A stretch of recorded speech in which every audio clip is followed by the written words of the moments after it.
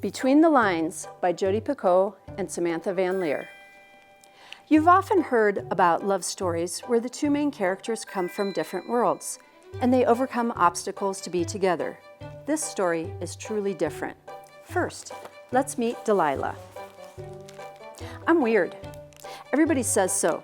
I suppose it's because while other 15-year-olds are talking about the best lip gloss and which movie star is hotter, I would rather be curled up with a book. Seriously, have you been to high school lately? Why would anyone sane want to interact with Cro-Magnon hockey players or run the gauntlet of mean girls who lounge against the locker like the fashion police, passing judgment on my faded high tops and thrift store sweaters? No thanks. I'd much rather pretend I'm somewhere else, and anytime I open the pages of a book, that happens. My mom worries about me because I'm a loner, but that's not entirely true. My best friend Jules totally gets me. It's my mom's fault that she can't see past the safety pins Jules sticks through her ears and her pink mohawk. The cool thing about hanging around with Jules, though, is that when I'm with her, nobody even looks twice at me. Jules understands my fixation on books. She feels the same way about B-movie horror films. She knows every single line of dialogue in The Blob. She refers to the popular girls in our school as pod people. Jules and I are not popular. In fact, I'm pretty much banned from ever being popular, or for that matter, within 100 feet of anyone popular. Last year, when we were playing softball in the gym, I swung the bat and broke the left knee of Allie McAndrews, the head cheerleader. Allie had to stay off the top of the pyramid for 6 weeks and accepted her prom queen crown on crutches. So there's Delilah. Obviously, she likes to read a lot. In fact, her favorite book is a children's fairy tale called Between the Lines that she discovered at the school library. Because of this book, this is how she met Oliver. I'll let Oliver introduce himself. There is only one page in the book where I'm alone, where there's no other character whose dialogue I have to prompt or whose motion I need to follow. Because of that, sometimes I test my boundaries in the moment before a reader starts reading. I might sing at the top of my lungs, or push the limit of the story by sitting on the ground and waiting until the book pulls me up the cliff. Sometimes I try to get to the edge of the cliff, to the spot where the rock has a crease in it from someone who dog-eared the page years ago. Occasionally, I climb to the highest point to see past the blurry edge of the illustration. None of it matters because no one ever notices what I'm doing anyway, and I'm pulled back into the flow of the fairy tale. Until today.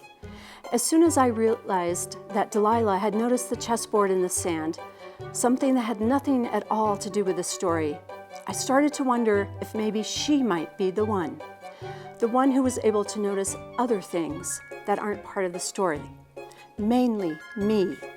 At the very least, I couldn't let the moment pass without trying, so I scratched the words, "Help me," and she saw. I know she saw. I'm clinging onto the rock wall, and I'm holding my breath because I'm so scared she's going to turn the page just like everyone else, except she doesn't. "How?" she says, and very slowly I turn so that I'm looking right at her. I clear my throat, trying to speak out loud. It's been a long time since my voice was projected anywhere but inside a reader's head, and speaking takes great concentration for someone who's not used to doing it. Can you hear me?" I ask. She gasps. "You're British?" "Excuse me?" "You have an accent," she says. "When I was reading, I never heard an accent." Suddenly her eyes widen. "Oh my God, I've gone crazy. This book isn't changing, it's talking back to me." "No, I'm the one who's talking."